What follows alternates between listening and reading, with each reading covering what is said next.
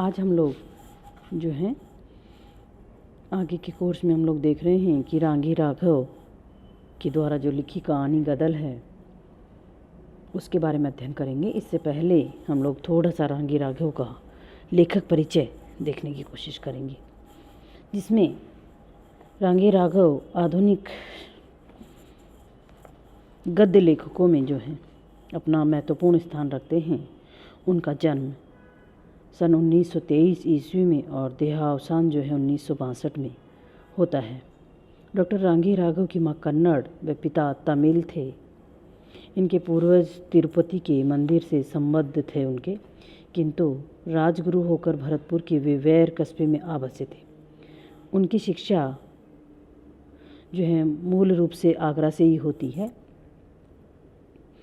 तथा वे आजीवन वहीं पर उसके आसपास पर ही अपना जीवन व्यतीत करते हैं। अंतिम वर्षों में भी वो जयपुर में आकर के बस गए थे। इन्होंने उपन्यास, कहानियाँ, निबंध, रिपोर्टाज और कई कथाचित्र पर अपनी लेखनी चलाई है। इनके उपन्यास घरौंदा, सीधा साधा रास्ता, हुजूर काका, विषाद मठ, कब तक पुकारूं, प्रोफेसर, छोटी सी बात, बंदूक और बीन उदयरे, कल्पना, आखिरी आवाज़, धरती मेरा घर, डॉक्टर इत्यादि प्रसिद्ध इनके उपन्यास हैं, जिसमें कब तक पुकारूं रांगी राघव का एक चर्चित और महत्वपूर्ण उपन्यास है। इन्होंने अपने उपन्यास और कहानियों में वर्गभेद से पीड़ित मानव के आर्तनाद को, मानव की उस व्यथित होते हुए स्वर को जो है व्यंजित किया है। ये अपने आप में एक स्वतंत्र और जागरूक चिंतक के रूप में हमारे सामने आते हैं। अपने स्वस्थ चिंतन के आधार पर अपनी मान्यताएं या अपने विचारों पर ये बल देते हैं। घिसी-पिटी या समय के प्रतिकूल मान्यताओं पर चोट की है इन्होंने। रांगी राघव 1942 से लेकर 61 तक बराबर लिखते रहे हैं, जिसमें इनकी रचनाओं में आपको सांस्कृतिक चेतना, राष्ट्रीय भावना व समाजवादी विचारधारा से प्रेरित या ओतप्रोत हमें साहित्य इनका दिखाई देता है। यशपाल और नागार्जुन के समान इनकी गणना भी उत्तर प्रेमचंद काल के कुछ प्रमुख प्रगतिशील लेखकों में होती है। यह दुर्भाग्य रहा कि रांगी राघव की मृत्यु जो है अल्प आयु में ही हो गई थी, नहीं तो साहित्य को पता नहीं इसके साथ साथ और क्या क्या मिलता। इसलिए वर्तमान में देखें या उस समय देखें, रांगी राघव एक चर्चित साहित्यकार के रूप में, लेखक के रूप में हमारे सामने आते हैं। और इनकी जो कहानी है गदल हमारे कोर्स में लगाई हुई, उसकी मूल संवेदना पर मैं प्रकाश डाल रही हूँ। गदल रांगी राघव की नहीं, हिंदी की उन श्रेष्ठ कहानियों में गिनी जाती है जो कि प्रेमचंद, यशपाल इत्यादि लेखकों के सामने लाकर के इनको उस बराबरी में लाकर के खड़ा करती है। इस कहानी में लेखक ने आंचलिकता के साथ साथ उस ग्रामीण परिवेश में रहने वाली स्त्री के आत्मसम्मान व उसकी गरिमा का ध्यान रखा है, और इसीलिए ये कहानी अपने आप में बहुत प्रमुख है। इस कहानी की जो प्रमुख चरित्र है गदल का आत्मसम्मानी चरित्र, और कहानी में उसके चरित्रों की गरिमा के साथ साथ लेखक ने आंचलिकता का निर्वहन उसमें किया है। यह कहानी ब्रज अंचल के ग्रामीण जीवन की निम्न जाति की गदल की भावनाओं को रेखांकित करती है। अर्थात निम्न जाति की जो भावनाएं हैं उनको ये कहानी उकेरती है। गदल का पति मर जाता है।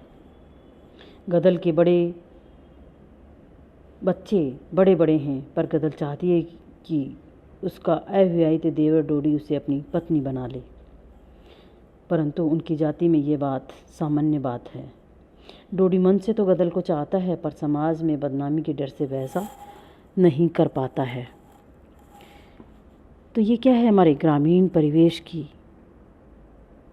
वास्तविकता है कि गदल का पति मर जाता है और उसका पति मर जाने के बाद वह अपने देवर से शादी करना चाहती है, परंतु सामाजिक रीति रिवाज और सामाजिक दायरे के बंधन से वह ऐसा नहीं कर पाता उसका देवर। फिर गदल एक अन्य व्यक्ति के घर बैठ जाती है, यानी कि एक अन्य व्यक्ति के घर रहने लग जाती है।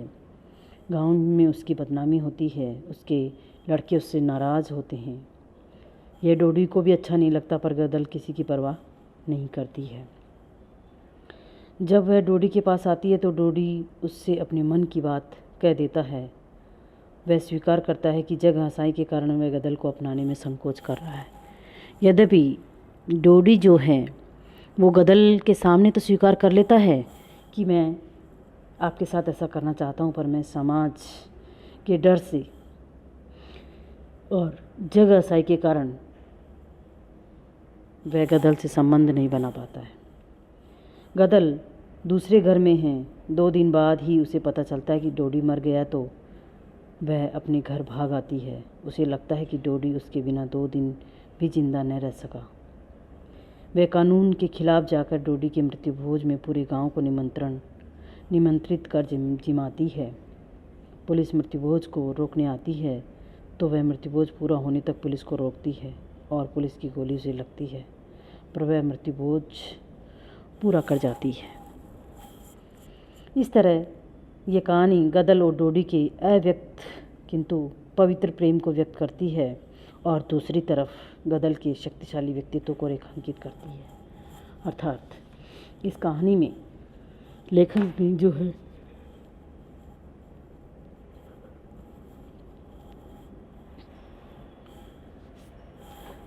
स्त्री की उस स्वाभिमान और निर्भीक जिंदगी को हमारे सामने रेखांकित करती है। साथ ही अपने देवर के मर जाने पर जो सामान्य क्रियाकलाप हैं और मृत्यु भोज जैसा कार्यक्रम वह रखती है, वह किसी से डरती नहीं है। सारे परिवार वाले उसके खिलाफ हैं, डरते हैं, कोई काम नहीं करते हैं, परंतु फिर भी वह निर्भीक होकर के और अपना जिस तरह से कार्य करती है, तो वह अपने आप में क्या है, एक आत्मसम्मानी स्त्री है और अपने लिए जो सही है उस काम को भी वो पूरा करना चाहती है। इन्हीं बिंदुओं के साथ लेखक इस कहानी को रखते हैं और वास्तव में एक ग्रामीण परिवेश में स्त्री का इस तरह से बिल्कुल निडर होकर के दूसरे के घर चले जाना और अपने जीवन या अपनी इच्छा के अनुरूप कोई कार्य करना हमारे भारतीय समाज की एक बहुत बड़ी पहल है, जिसमें कि स्त्री अपने लिए और अपने आत्मसम्मान के अनुरूप कार्य करे। ऐसा बहुत कम देखा जाता है आज भी ग्रामीण परिवेश में। यद्यपि समय बदल गया है, परंतु फिर भी वास्तविकता से कहीं दूर जो स्त्रियां रहती हैं और जो अपने परिवार के लिए उसी के अनुरूप, उसी की चाही गई इच्छा के अनुरूप कार्य करती हैं, उनके लिए संदेश है। तो ये कहानी आज के समय में भी बहुत ही सार्थक और प्रमाणित प्रतीत होती है। ये तो हमने कहानी का मूल संदेश देखा। इसी तरह अब हम लोग जो है कहानी का थोड़ा थोड़ा अंश व्याख्या देखते हुए इसको देखते हैं। मैं कहानी स्टार्ट कर रही हूँ। गदल। बाहर शोरगुल मचा। डोडी ने पुकारा, कौन है? कोई उत्तर नहीं मिला। आवाज़ आई, हत्यारिन, तुझे कत्ल कर दूंगा। स्त्री का स्वर आया, करके तो देख, तेरे कुनबे को डाइन बन के न खा गई निपुते। डोडी बैठा न रह सका, बाहर आया। क्या करता है, क्या करता है निहाल? डोडी बढ़कर चिल्लाया। आखिर तेरी मैया है। मैया है कहकर निहाल हट गया। अरे तू हाथ उठा के तो देख, स्त्री ने फुफकारा। कड़ी जा खाए तेरी छींक पर बिल्लियाँ चलवा दूँ। समझ रखिए मत जान रखिए, हाँ तेरी आश्रित नहीं हूँ, अर्थात तुम्हारे पे आश्रित नहीं हूँ। भाभी, डोडी ने कहा, क्या बकती है, होश में आ। वह आगे बढ़ा। उसने मुड़कर कहा, जाओ सब, तुम सब लोग जाओ। निहाल हट गया। उसके साथ ही सब लोग इधर उधर हो गए। डोडी निश्चित छप्पर के नीचे लगा परिंदे पकड़े खड़ा रहा। स्त्री वही बिफरी हुई सी बैठी रही। उसकी आंखों में आग सी जल रही थी। उसने कहा, मैं जानती हूँ निहाल में इतनी हिम्मत नहीं है, यह सब तैने किया है देवर। हाँ गदल, डोडी ने धीरे से कहा, मैं नहीं किया है। गदल सिमट गई। कहा, क्यों, तुझे क्या ज़रूरत थी? डोडी नहीं कह सका। वह ऊपर से नीचे तक झंझना उठा। 50 साल का वह लंबा खारी खजूर, उसकी मूछें खिचड़ी हो चुकी थी। छप्पर तक पहुंचा सा लगता था। उसके कंधे की चौड़ी हड्डियां, अब दीवे का हल्का प्रकाश पड़ रहा था उसके शरीर पर।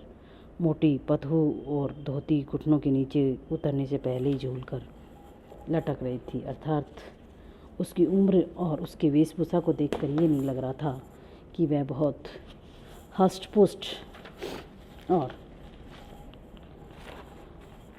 सा था। चुस्ती सी ऊपर की ओर लौट जाती थी। उसका हाथ करा था और वह उस समय निस्तब्धता खड़ा था, अर्थात चुपचाप खड़ा था।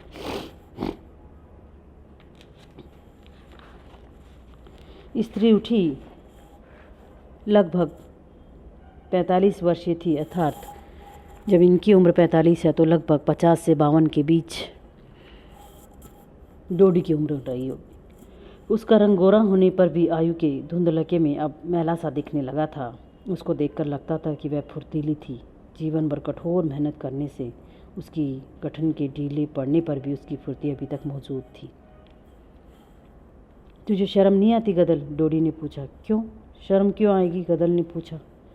डोडी क्षण भर शक्ते में पड़ गया। भीतर से चोबरे में आवाज़ आई, शर्म क्यों आएगी इसे? शर्म तो उसे आए जिसकी आंखों में हाय बची हो।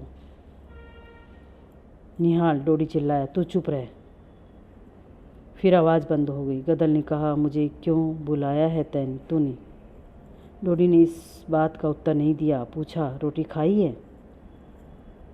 नहीं, गदल ने कहा। खाती भी कब?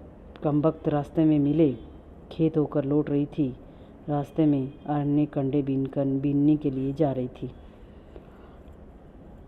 डोडी ने पुकारा, निहाल, बहू से कह अपनी सास को रोटी दे जाए। भीतर से किसी स्त्री की ढीठ आवाज़ सुनाई दी, अरे अब लोहारों की बैर आई है, उन्हें क्या गरीब खारियों की रोटी भाएगी? कुछ स्त्रियों ने ठहाका लगाया। निहाल चिल्लाया, सुन ले परमेश्वरी, जगह हसाई हो रही है। खारियों की तो तूने नाक काट कर छोड़ी है।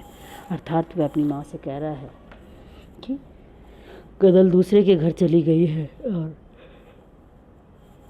उसके कारण कि उसकी जग हसाई हो रही है और वह अब